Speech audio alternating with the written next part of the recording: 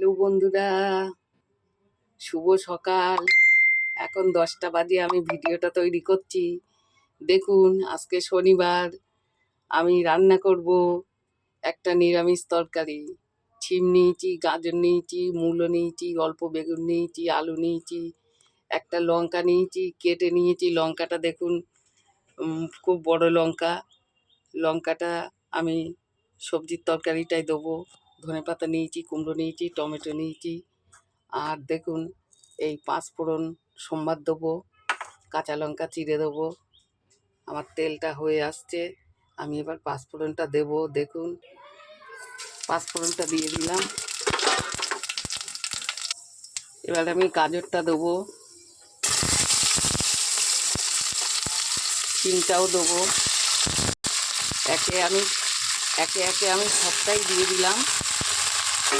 দেখুন, পাঁচমিশালি তরকারি খেতে খুব টেস্ট হয়। করে দেখি আজকে, আগেও করেছিলাম, জানি টেস্ট হয়, ওই জন্যেই আজকে আবার করলাম নতুন করে।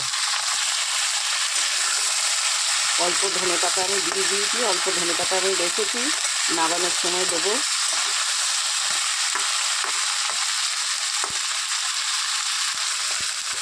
লবণটা দিয়ে দিলাম।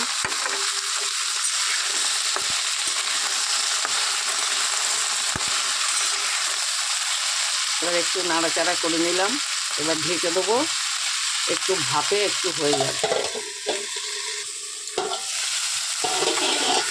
দেখুন, হয়ে এসছে প্রায়। এবার আমি টমেটোটা দেবো, কষানো হয়ে গেছে।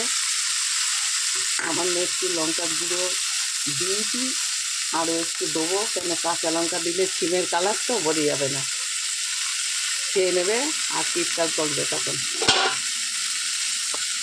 হলুদ দিলাম।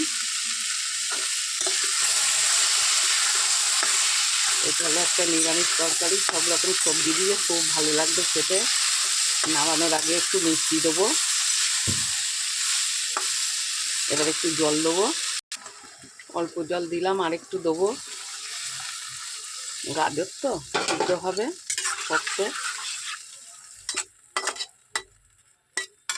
এই হলো আজকে আমার পাঁচমিশালি নানান রকম সবজি দিয়ে তরকারি, সবজির তরকারি, শনিবারে নিরামিষ। ঢেকে দিলাম, এবার হোক।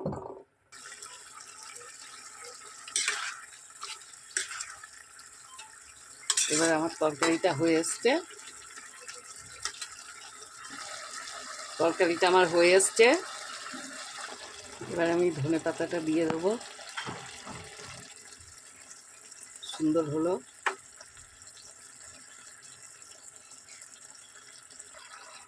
এবার আমি তরকারিটা ঢেলে নেব। তরকারিটা আমি ঢেলে নিয়েছি, হয়ে গেছে। দেখুন বন্ধুরা, আমার সব কিছু রান্না হয়ে গেছে।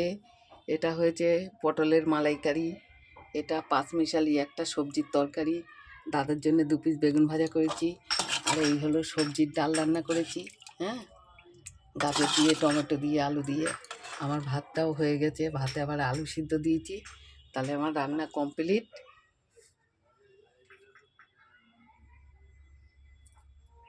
আচ্ছা, আমি যাচ্ছি।